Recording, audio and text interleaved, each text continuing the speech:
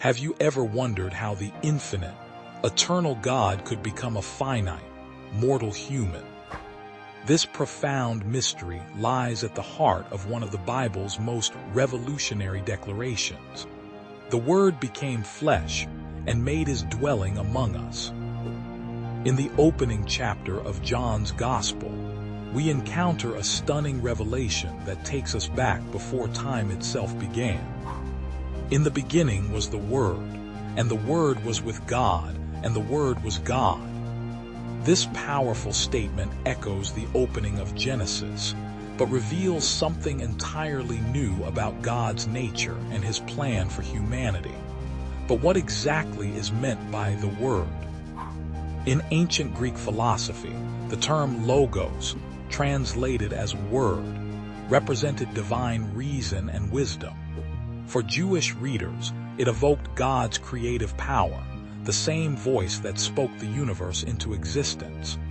John brilliantly uses this concept to introduce Jesus Christ in terms both Greeks and Jews could understand.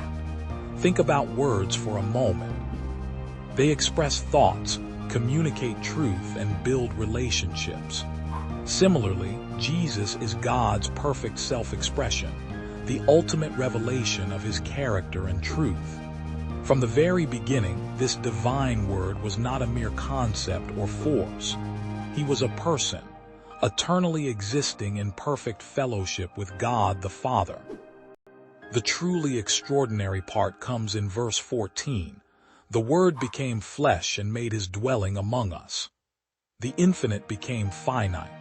The eternal entered time. The Creator became part of his creation. This wasn't just a divine appearance or a temporary manifestation. God actually became human while remaining fully divine. Imagine the implications of this cosmic event. The same Word that spoke galaxies into existence chose to be born as a helpless baby. The author of life submitted himself to human growth and development. The one who holds all knowledge learned to walk, talk, and read. The sustainer of the universe experienced hunger, thirst, and fatigue. John tells us that this Word made his dwelling among us. Literally, he pitched his tent among us. This beautiful imagery recalls God's presence in the tabernacle during Israel's wilderness journey. But now, instead of dwelling in a tent of cloth, God clothed himself in human flesh to live among his people.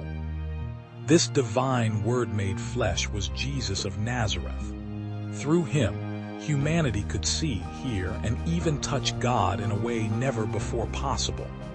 As John writes, "We have seen his glory, the glory of the one and only Son who came from the Father, full of grace and truth." This incarnation, God becoming human, bridges the infinite gap between divine and human. It shows us that God doesn't remain distant but enters our world, experiences our struggles, and understands our weaknesses. Jesus doesn't just speak about God's love, he demonstrates it by becoming one of us. The implications reach into every aspect of human existence. Through Jesus, we see what God is truly like. Through his words and actions, we understand God's heart. Through his life, death, and resurrection, we find the way to restore our relationship with our Creator. This momentous truth continues to transform lives today. The Word became flesh not just as a historical event, but as an ongoing reality that reshapes how we view God, ourselves, and our purpose. It reminds us that God values our physical existence, that matter matters to him, and that his solution to human brokenness wasn't to abandon creation but to enter it fully. In Jesus, we see the perfect union of divine and human, heaven and earth, eternal and temporal. He is God's clearest message to humanity, the Word that cuts through confusion and reveals the heart of our Creator.